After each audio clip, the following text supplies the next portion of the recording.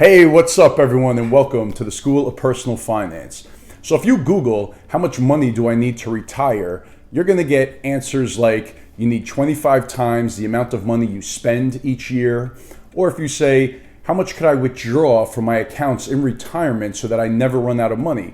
And you'll get the 4% rule, the safe withdrawal rate. So while these rules of thumb, they pretty much apply to everybody and they're helpful, at the same time, they don't really apply to anybody, because each situation is very different. Each person is unique.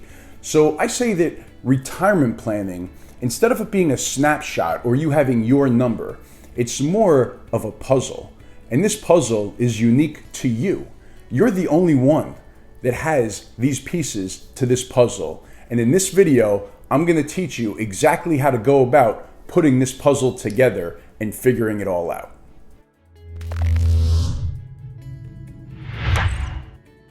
All right, so I'm gonna walk you through the exact steps to try to help you wrap your head around how much money you're going to need to live a comfortable retirement. So now before I do, I just wanted to say a couple quick things. It's been about 2 months since I started uploading these videos on a consistent basis. And I must say, I'm having a lot of fun doing them. So yesterday was the first time that I uploaded an Ask Rich episode, where I'm gonna start taking questions and doing that once a week as well. I've had a lot of support from a lot of people and I truly do appreciate it. And the channel is growing. I'm starting to gain more subscribers and getting more views on these videos and reaching more people. If you want to help me out, if you could hit the like button, if you could start commenting below on the YouTube videos themselves, and also subscribing to my channel. All three of those things are free and they only take a second of your time.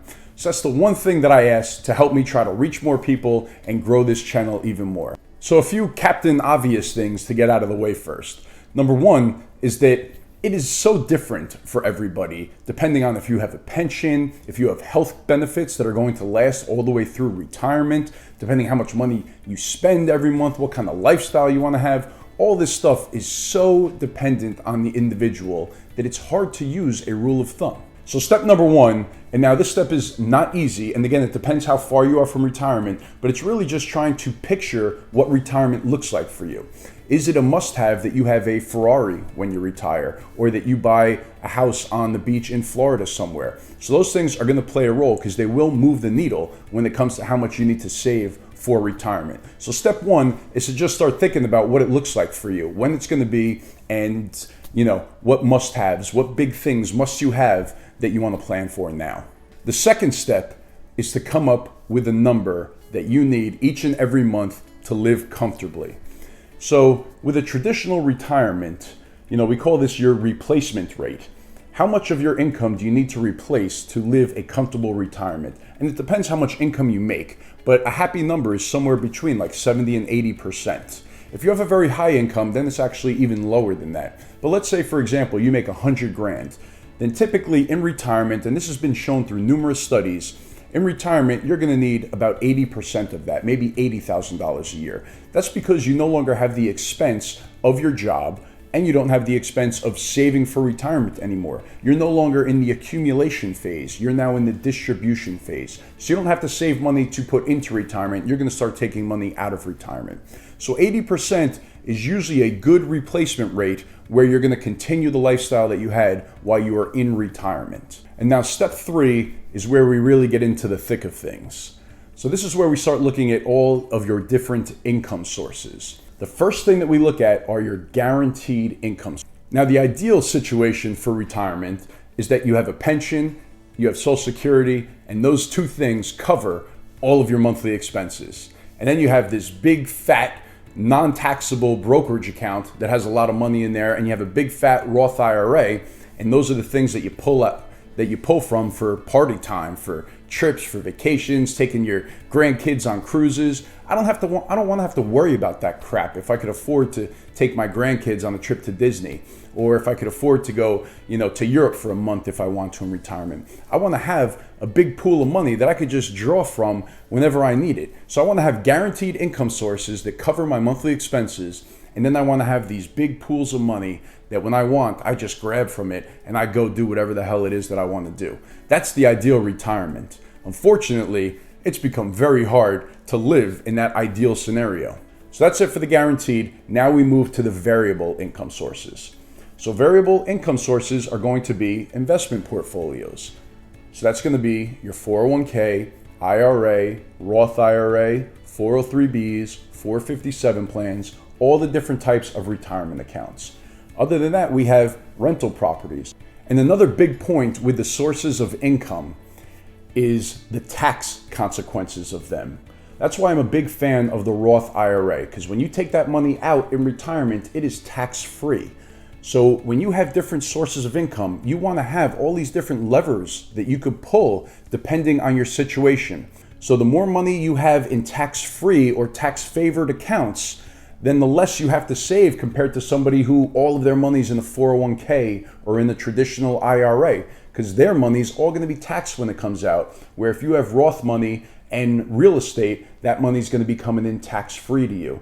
So it really depends on your situation, but it's another reason why it's good to have all these different income sources in retirement feeding you so that you could play the game depending on what's going on at that time.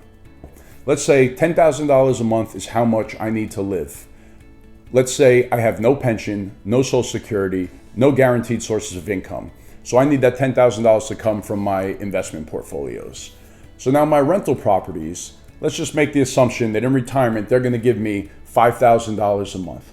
So that leaves a gap of $5,000 a month that I need to generate from all other investment types. So this is where the 4% rule comes in, or the 25 times your expenses. So if I need $5,000 a month to come from my retirement accounts, my investment portfolios, my brokerage accounts, $5,000 a month, that's $60,000 a year that I would need from there. So $60,000 a year comes out to be $1.5 million. So 25 times 60,000 a year, and we get $1.5 million, right? So 4% of $1.5 million, that's $60,000 a year. And now that does not take into consideration any fun money that you want, a big nice pool of money that you could pull from to go on cruises, to go on vacations, to take your grandkids to Disney World, to buy that Ferrari, to do whatever you want. So there's even more that you want to have saved for retirement. So it's not easy. It's simple, but it's not easy. But there's a lot to this. So back to the 4% rule for a minute. It really is a solid rule of thumb, and it does apply.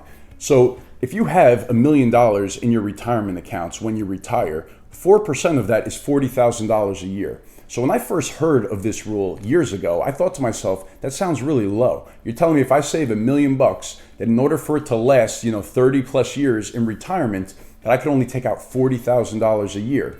And it is true. I mean, that is the safe withdrawal rate. If you stick to that 4%, then there is a very high probability that it will last for your entire life. But now it does include a cost of living adjustment, so an inflation adjustment. So you could increase the amount that you're taking out each year by inflation. So for example, if you're taking $40,000 out a year, then the first year you take $40,000, the next year, if inflation is 3%, then you could take out another $1,200. So then it would be $41,200 in year 2.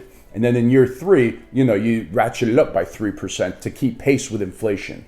So it does go up each year with inflation. But that is the safe withdrawal rate. I mean, it's been tested time and time again. And in a lot of instances, you end up with a lot of money. But if you happen to be unlucky and retire right before we have a big downturn in the market, a big bear market, then it still has been tested that it will last for your entire life, or at least for 30 plus years in retirement. All right, so that's it for this one. The biggest takeaway is that coming up with an amount that you need to be able to retire comfortably, it's not a simple process. There needs to be a lot of thought that goes into it, and there needs to be a lot of planning. And the earlier you start planning in your life, the better off you will be. So my advice, start planning now, start investing in different types of accounts so that you have different places that you could pull from in retirement, and you have different income sources so that you'll be able to have some flexibility and you'll be able to go with whatever's happening in the world at that time. But it's important to start today to save for the future, because we just don't know what it's going to be like. If you like this video, make sure to hit that thumbs up button, subscribe to the YouTube channel. Thanks so much for watching. Friend me on Facebook, LinkedIn, Instagram, all the fun places. I will see you again in the next video. Thanks a lot.